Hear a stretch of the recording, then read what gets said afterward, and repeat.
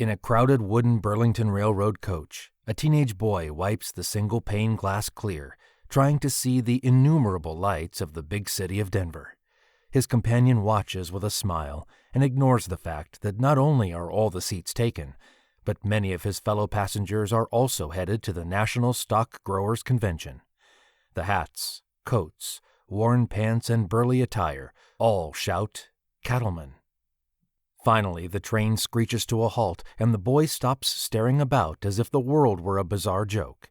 The older man signals the lad that he should grab his bag with a simple movement of his head and does not waste energy talking in the sea of voices. Most are getting off at Union Station, and soon about halfway down the train, visible in the faint, dirty lights of the platform, disembark the odd pair, off some ranch or another. Both are clad in blue jeans and sheepskin coats, and the teenage boy, with a newer hat, has black circles around his eyes, which are visible whenever the light allows. But the stout old rancher, who wears an even more dated attire, shepherds the boy through the chaos. Both carry scruffy, smaller suitcases, and both have the rumpled look of passengers who started the trip well before Cheyenne. None pay attention to them at this moment, and the pair look around at the bustle and start towards the main terminal. "Eric," voices the stout man, "we will check into the Windsor Hotel.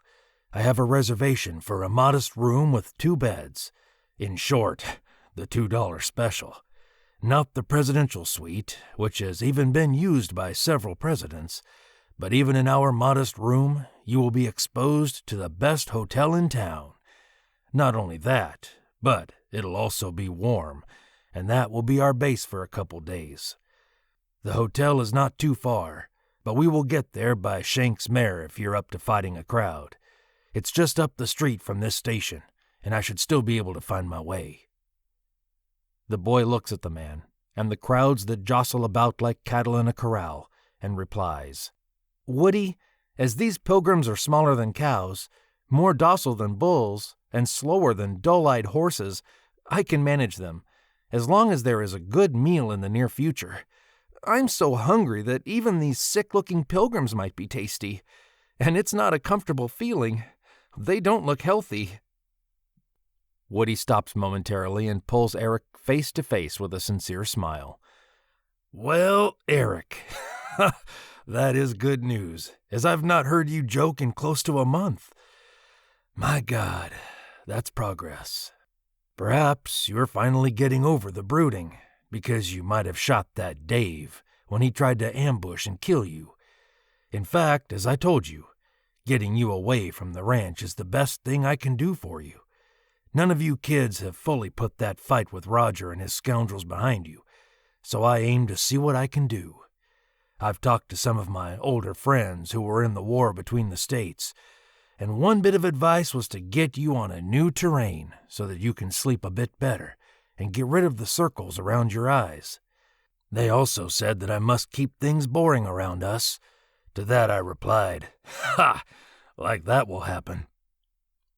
"Well, Woody," answers Eric clearly with a hint of a matching smile, "I'd prefer to be on the Walking Y and working horses with my rump in a saddle and a rifle in my scabbard than fighting my way through this crowd.